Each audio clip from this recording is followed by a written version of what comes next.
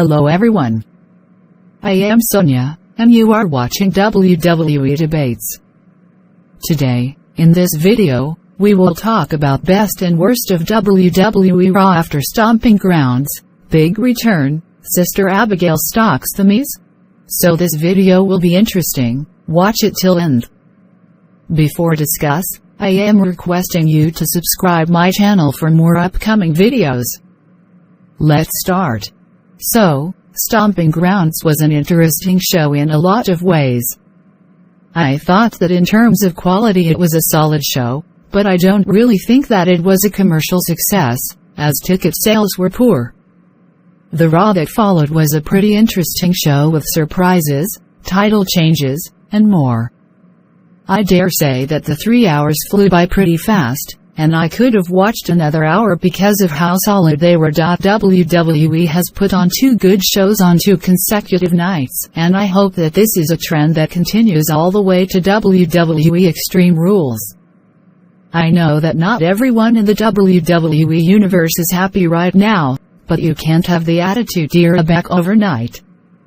You need to take baby steps in the right direction with every single episode. In any case, I want to hear your thoughts as well, with regard to whether or not you liked the show. Number 1.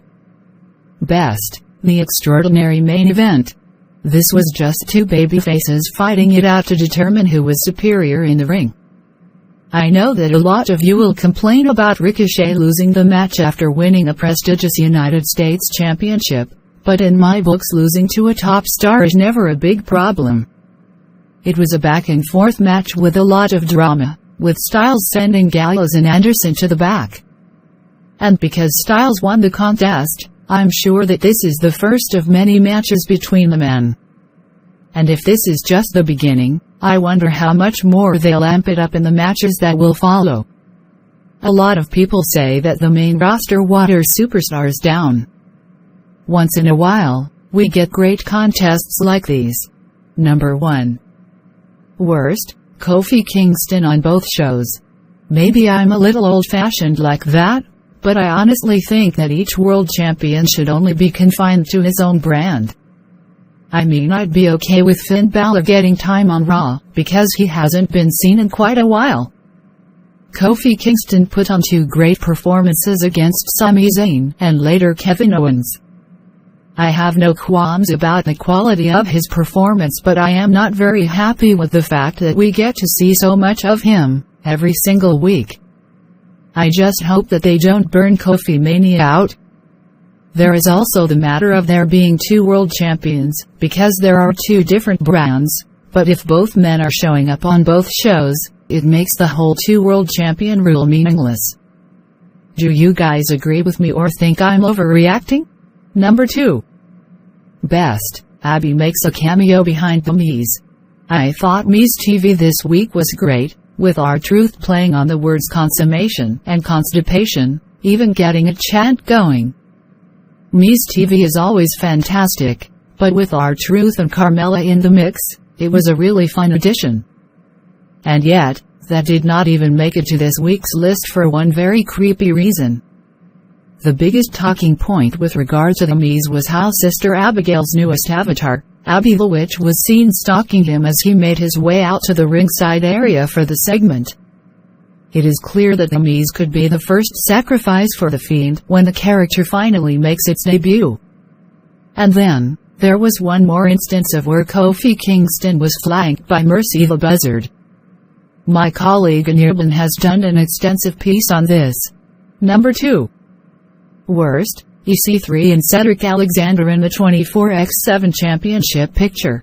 I will admit that I always chuckle when I see the 24x7 segments, but I'm a little uncomfortable with some of the stars that are included in these segments, because they deserve much better. One of these stars is EC3, a man we've seen rise against all odds to make it back to WWE with much fanfare.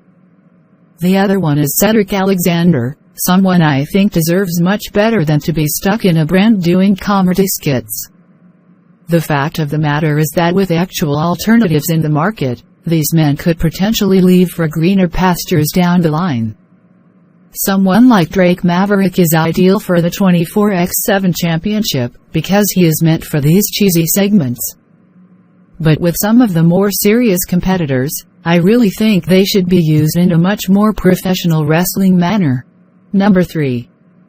Best. The Undertaker makes an unannounced return. When Roman Reigns was getting beaten up by Shane McMahon and Drew McIntyre, I knew that someone would make the save. I did not, however, know that it would be The Undertaker who would return to action once again. I mean, I'm sure that The Undertaker wants to make us forget about the entire botch fest that he had with Goldberg at WWE Super Showdown in Saudi Arabia. But when the gong struck, it took all of us by surprise, because nobody really expected The Undertaker to be in attendance on WWE Raw. I don't know how the match is going to turn out, but I have to give this segment a thumbs up because it took me completely by surprise, and thankfully, it was quite a pleasant surprise. I wonder what kayfabe reason will be given for The Undertaker's big return. Number 3. Worst. A boring tug of war. Braun Strowman was once in contention to become the new Universal Champion and also the face of Raw. Now, he's just booked as a freak of nature who can perform incredible feats of strength on Raw. I thought that the idea of a tug of war was different, but the way it was executed was not very exciting, and the crowd didn't seem to buy into it. Braun Strowman had no trouble in winning the contest, after which Bobby Lashley laid him out with a flurry of blows. Even Lashley seems to have lost a bit of momentum ever since his pairing with Lio Rush came to an end. This was an okay segment for the show, but it was the weakest part of what was an otherwise good show. What did you guys think of this week's segment featuring Lashley and Strowman? Number 4. Best. Worst. The mixed tag match. I know that WWE is going to milk the idea of Becky Lynch and Seth Rollins as a couple for the foreseeable future, because the two of them are fan favorites. I know that a few members of the WWE universe are beginning to tire of them already, because of the way it's being pushed down our throats. More importantly, I think that being Seth Rollins' girlfriend just undermines the character of the man. Plus, I'm just not sure that I want to see them tussle with Corbin and Lacey Evans. I mean, this is the program that we've been watching for months on end. I would have preferred to see them mix it up with someone fresher. Even Triple H and Stephanie McMahon would do, ideally. But I keep going back to Johnny and Taya from Impact. I've seen how power couples as champions always make for compelling storylines. Which is why this is both a best and a worst, and yet doesn't explain why there is an amazingly awesome Alexa Bliss video at the very end of this article. Let me know your thoughts through your comments. Thanks for watching. Take care.